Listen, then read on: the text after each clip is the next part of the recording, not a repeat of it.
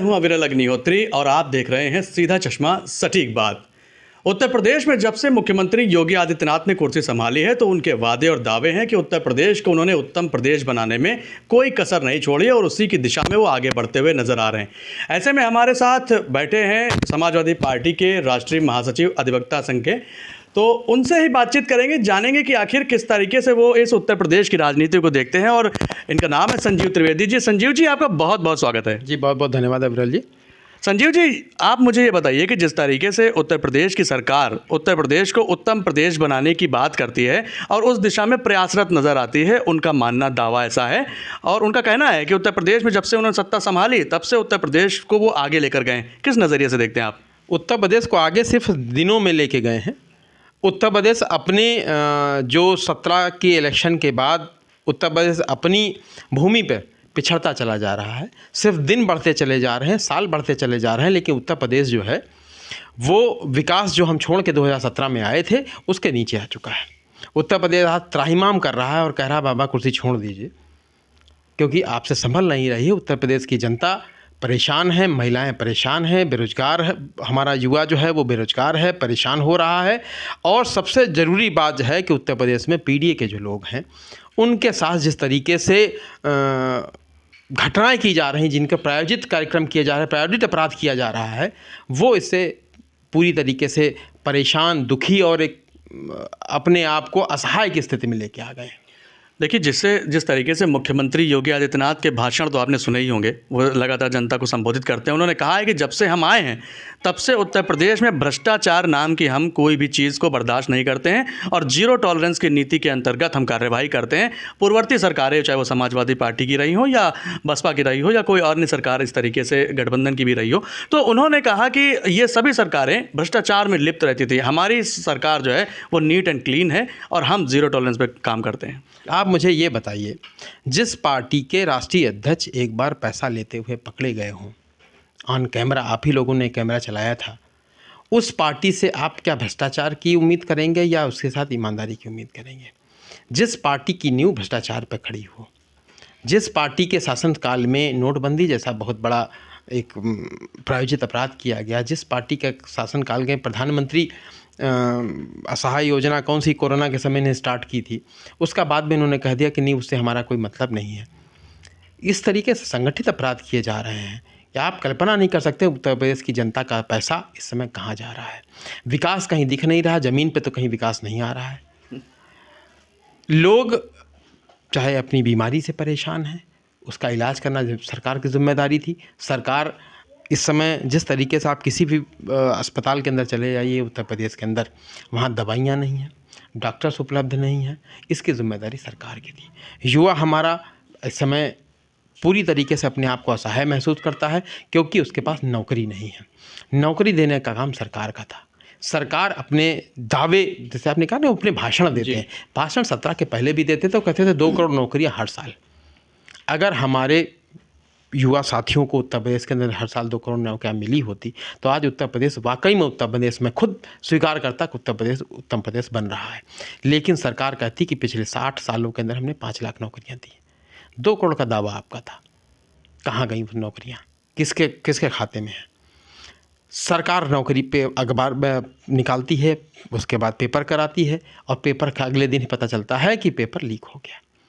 आप किसी भी भर्ती को देख लीजिए, 2017 के बाद की लगभग सारी नौकरियों का पेपर लीक हुआ है।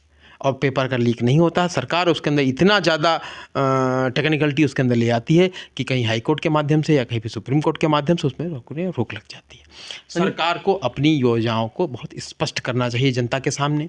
आज हमारी महिलाएं अपने आप को असहाय महसूस करती हैं, दिन में नहीं निकल, रात में तो छोड़ दिए, दिन में नहीं निकल सकती हैं। आप किसी भी ज़िले में चले जाइए, महिलाओं के साथ जिस तरीके से, बच्चियों के साथ, महिलाएं तो छोड़ दीजिए, आप बच्चियों के साथ, अब 2 साल की, 4 साल की, अभी आप जिस नगर में बैठे हैं उसी नगर में भी पिछले 1 महीने पहले एक 4 साल की लड़की के साथ अब रेप हुआ। क्या आप कल्पना कर सकते हैं स्थिति? ये कौन कर रहा है, ये क्यों हो रहा है? इसके लिए सरकार पूरी तरीके से जिम्मेदार है, क्योंकि सरकार की कानून व्यवस्था पूरी तरीके से फेल हो चुकी है। सरकार सिर्फ अपना प्रायोजित अपराध कर रही है और कुछ नहीं।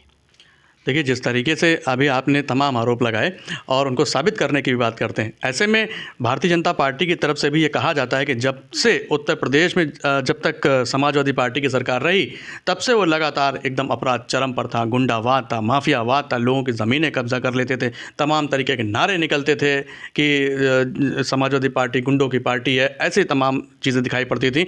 इसी के चक्कर में, इसी को देखते हुए तो शायद आपकी जो सरकार है वो चली गई। नहीं, समाजवादी पार्टी की सरकार ने जितना विकास का काम किया है, आज़ादी के बाद उस 2000 का स्वर्णिम काल था, 2012 से लेके 2017 तक का, जितना उत्तर प्रदेश के अंदर विकास हुआ, आप उत्तर प्रदेश से बाहर से नहीं आते हैं, आप भी जानते हैं कि उत्तर प्रदेश में कितना विकास हुआ था। और इस बात से आप बहुत अच्छे मुतमईन होंगे कि और पूरे भारत के अंदर आप बहुत सारे स्टेट्स में, बहुत सारे जगह आप जाते रहते हैं, बताइए लखनऊ आगरा एक्सप्रेसवे, अच्छा एक्सप्रेसवे कहीं पूरे भारत में कोई है?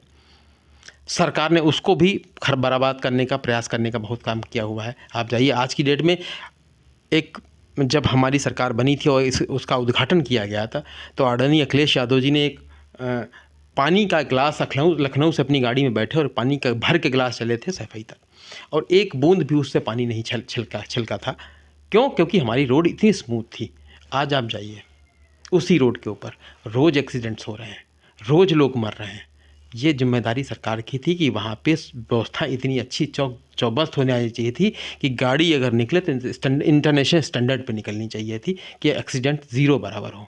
लेकिन रोज़ कभी 5, कभी 7, कभी 10, कभी 15, ये जो लोग हैं जो मर रहे हैं, इसकी सारी रिस्पॉन्सिबिलिटी सरकार की है, क्योंकि सरकार ने सुरक्षा का वादा किया था।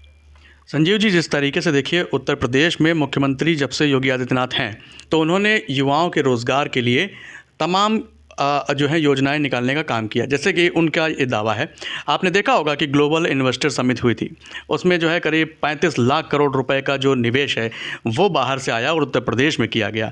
इससे वो पैसा कहाँ लगा है, इसको भी स्पष्ट हुआ सरकार को कर देना चाहिए। एक वाइट पेपर सरकार को जारी करना चाहिए कि 35 लाख करोड़ कहाँ से आया और 35 लाख करोड़ से कहाँ लगाया गया, उससे कितना विकास जनरेट हुआ, उससे कितने रोजगार जनरेट हुए और वो रोजगार किन लोगों को दिया गया। वरना तो सरकार कहती है कि पकौड़ी भी अगर तल रहे हैं तो हमारे कारण तल रहे हैं। सरकार अगर पकौड़ी तलवाने को रोजगार मानती है, पूड़ी तलने को रोजगार मानती है, तो इससे बड़ा उत्तर प्रदेश की जनता के साथ में, उत्तर प्रदेश के युवाओं के साथ छल नहीं हो सकता है। संजीव जी, जिस तरीके से देखिए अभी चुनाव हुए, उसमें चुनाव में देखा गया कि जो विधानसभा के चुनाव थे उसमें सीधे तौर पर जो आपने सीटें जीती और जो भारतीय जनता पार्टी ने सीटें जीती, उसमें आप क्या देखते हो, किस नज़रिए से आप देख रहे हैं? 2024 के इलेक्शन में, जब 2024 का जनरल इलेक्शन पूरे भारत का हुआ, उत्तर प्रदेश के अंदर 80 लोकसभा सीटें हैं, आप जानते हैं। 43 लोकसभा सीटें समाजवादी इंडिया गठबंधन जीत के आया है। आधे से ज़्यादा सीटें उत्तर प्रदेश की जनता ने समाजवादी पार्टी को तब जिताया जबकि पूरा प्रशासन भारतीय जनता पार्टी को जिताने में लगा हुआ था, ईवीएम भारतीय जनता पार्टी को जिताने में लगा हुआ था। लेकिन मैं पूरे उत्तर प्रदेश की जनता को प्रणाम करता हूं, पूरे उत्तर प्रदेश की जनता को मैं सलाम करता हूं, और मैं जो ये इतने अच्छे से उसने समाजवादी पार्टी को जिताने का प्रयास किया। अगर ईमानदारी से इलेक्शन हो गया होता तो मैं दावा कर सकता हूं विरल जी कि 80 में से 70 लोकसभा सीटें समाजवादी इंडिया गठबंधन उत्तर प्रदेश से जीत गया था, और केंद्र की जो अस्थिर सरकार है वो कभी नहीं बन पाती। लेकिन ईवीएम के माध्यम से और प्रशासन के माध्यम से सरकार ने बहुत सारी लोकसभा सीटें पे हमारे, चाहे आप फर्रुखाबाद के ले लीजिए, आप उन्नाव के ले लीजिए, आप हरदोई के ले लीजिए, आप कानपुर के ले लीजिए, बहुत सारी जगह हमारे प्रत्याशियों को हराने का काम किया गया। कहीं रात में काउंटिंग के समय लाइट बंद कर दी गई, कभी हमारे कार्यकर्ताओं को पुलिस ने खदेड़ के भगा दिया। ये जो इस तरीके से प्रायोजित अपराध किए गए, उसके कारण हम बहुत सारी अपनी जीती हुई सीटें बाद में लूज़ कर गए।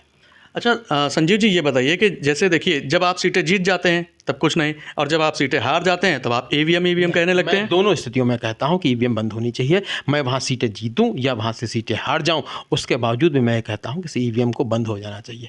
ईवीएम सेट होती है, ये समाजवादी पार्टी नहीं कहती है, समाजवादी पार्टी के साथ साथ पूरा विपक्ष कहता है। और अब आपको एक बात बता दूँ, जब कांग्रेस ने अपनी सरकार बनाई थी आदरणीय मनमोहन सिंह जी के नेतृत्व में, दूसरी बार जब सरकार बनी 2009 में, तो सबसे पहले भारतीय जनता पार्टी ने बात कही थी कि ईवीएम सेट होती है। भारतीय जनता पार्टी के एक बड़े नेता ने किताब जारी की और उस किताब में लिखा उन्होंने कि ईवीएम कैसे सेट होती है। ये आरोप विपक्ष का तो आज का है। आज का जो सत्ता है ये एक ज़माने में विपक्ष हुआ करता था, और विपक्ष ने सबसे पर उस तत्कालीन विपक्ष में ये बात कही थी कि ईवीएम सेट होती है। क्यों?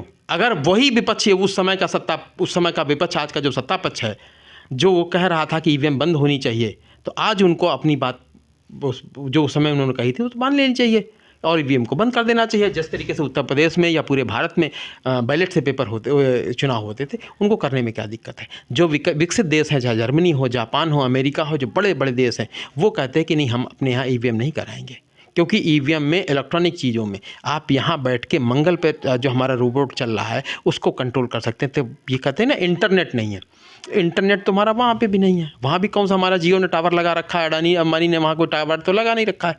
तो अगर यहाँ बैठ के मंगल ग्रह के रोबोट को हम कंट्रोल कर सकते हैं, तो फिर यहाँ पर रख के सामने 10 फीट पे, 20 फीट पे या 100 मीटर पर रखा हुआ ईवीएम क्यों नहीं सेट किया जा सकता है? इसकी प्रॉपर जाँच होनी चाहिए।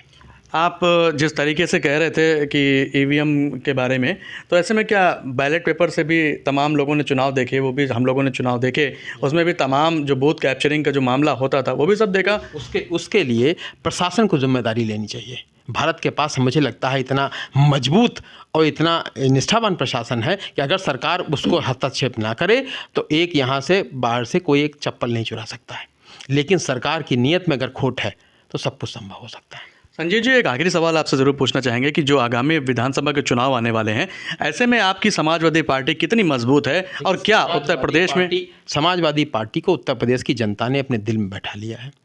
लोकसभा का चुनाव जिस तरीके से 80 लोकसभा सीटों में से हम 43 जीत के आए हैं, स्पष्ट जनादेश समाजवादी पार्टी के पक्ष में आ चुका है। क्योंकि आधे से आप जानते हैं, जब भी आधी सीटें आप जीत जाते हैं तो आप सरकार में आते हैं, और 80 लोकसभा सीटों ने साबित कर दिया कि 43 जैसे जीती, 40 के ऊपर जैसे 41 पे बढ़े, तो उत्तर प्रदेश की जनता ने समाजवादी पार्टी को अपने दिल में बैठा के और 27 में परिवर्तन का हुंकार भर दिया।